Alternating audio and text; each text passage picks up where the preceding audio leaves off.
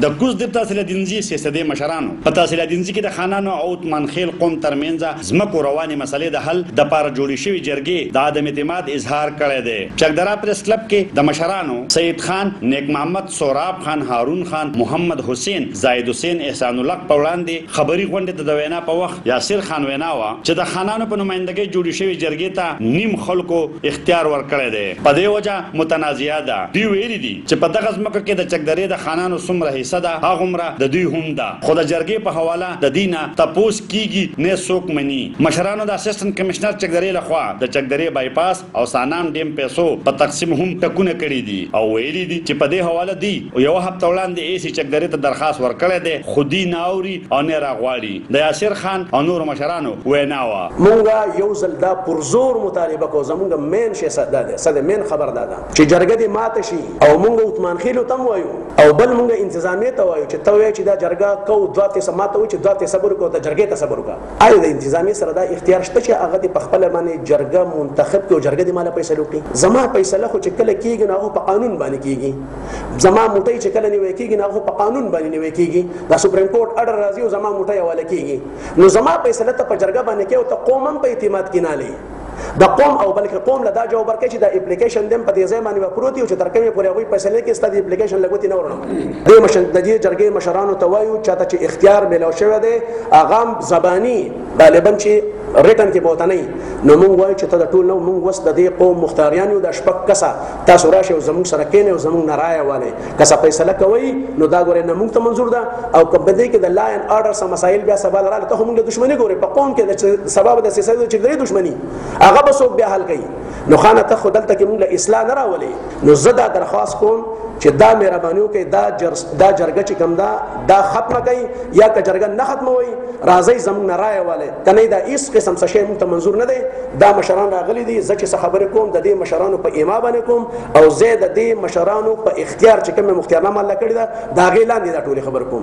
د چا سره چې زمونږ کیس دی دا عثمان خیل دی زه ورته سرکلیاډ وویم نه عثمان خیل ورته ویم هغوی نه پیسې راوړي دي او په هغې پیسو د هغوی سره کیس چلوي بلې پیسې هم نه دي. ثبوت مې ورته کېښودو چې ای وروره تاسو راوړئ پیسې د هغوی نه بیا ورسره تاسو پې کیس هم چلوئ. اوس تا 2 کروڑ روپۍ وایي چې زما 2 کروڑ روپۍ لګېدلي شی راغی 38 لاک روپۍ ده. نو ما دې قوم ته وایي چې آیا دا 1 کروڑ 62 لاک روپۍ مې ستاسو پیدا وکړه کوم که سبا که د ځمکې شیلې کېږي د 2 کروڑ روپۍ په تا پسې حسابوي که نه به حسابوي. نو دای په دې قوم پسې حسابولې خو چې کله مې ونه شی راښکاره کړو نو 38 لاک ته راورسېده او چې کله مې د 38 لاک تپوس وکړو چې دا دې کوم ځای راوړي نو پایلې په ترخ کې کېښودو او ډېرې راته پرېښوده ولاړه. زه د خپل وروڼو ته دا خواست کوم چې تاسو په دې یوه خبره ځان پوه کړئ چې د 2.25 دا د سیسدي جایداد دی 2.25 دا د چکدرې دی دا زمونږ بابو خیل شرغه خیل بارم خیل دا 3 قومه دي دا د دې مشترکه جایداد دی. پاتې شوه د رامیان باکنډۍ او د دې د کم غر چې دی او شواله چې ده دا زمونږ مشترکه ده.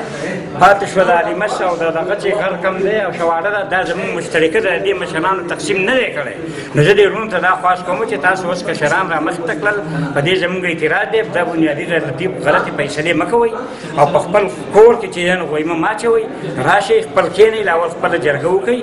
مونږ د سیاسدي چکدرې دا 3 قامه دي او 3 واړه قامه یو شان دي ایکول دي په دې کې دغه نشته. د هر یو ټول خپل خپل باره پچ ټل دی او دا 72 پچ سیسره او 72 چکدره ده. په 1972 کې زمونږ کیس مونږ ګټلی دی بایدل هم دې ګټلی نه و بایدل به ورته ووایي مور چې ما ته شواله واره شوې ده او دوی ته غر او دغه عثمان خیلو ته واره شوي دي. زه په هغه کیس ولاړ یم او سپریم کورټ فیصله کړې او هغه فیصله دلته راورسېده اوس بیا ولې جرګې ته حواله کېږي چې سرکلو ته خپل شی حواله شو هغوی د 1972 نه اوسه پورې خوري او زما هغه شواله چې ما ته 65% شواله مېلاو شوې ده هغه 65% شواله ما ته ولې نه مېلاوېږي. په هغې کې هم جرګې وکړم 3 څلور رانه مړي وشو 2 راسره زخمیان وو په هغې د پاسه چا دغه ونه کړو غور ونه کړو اوس بیا مړي دغه وکړم په دې باندې مونږ دې ته جوړ نه یو که څوک جرګې مقرروي مونږ جرګه نه منو. زمانه به تپوس کېږي زما د وروڼو به تپوس کېږي دا اوس چې موږ کوم مختاران مقرر کړل دغه مختاران سره به کښېني خبرې به ورسره کوي صفایي به ورسره کوي د هغې نه پسې جرګه وکړي مونږ ته هېڅ اعتراض نشته.